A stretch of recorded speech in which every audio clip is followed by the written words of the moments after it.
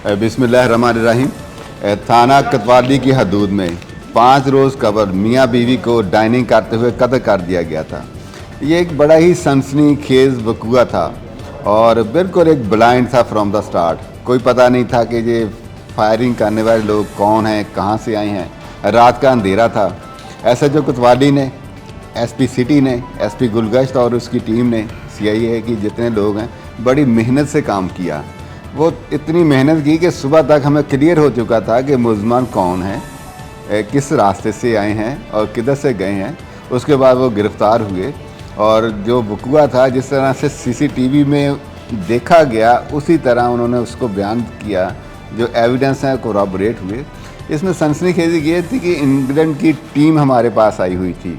Multan police को वैसे एक थ्रेट थी कि जहाँ पे कोई ऐसा वक़ूआ होगा जो टेररिज्म से रिलेटेड था।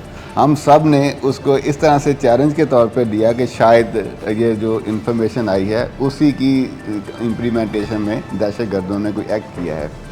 अल्हम्दुलिल्लाह आज हम सरखरू हुए हैं। ताजा कम्युनिटी की तरफ से बारहा हमें बताया गया कि जी हमें बताया जाए कि कौन से लोग इन्वॉल्व हैं।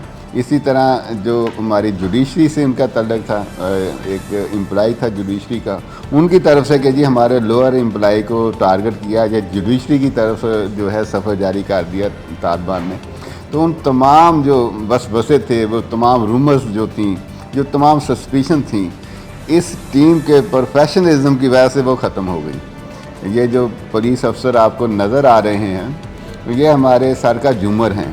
जितनी प्रोफेशनलिज्म से इन्होंने काम किया है, एक मुश्किल केस को सॉल्व किया है, मैं इनको अप्रिशिएट करता हूँ। इंस्पेक्टर जनरल साहब ने भी इस टीम के लिए स्पेशली कहा कि इनको लाहौर बुलाया जाएगा, उधर बुला के इनको इनाम दिया जाएगा। शुक्रिया।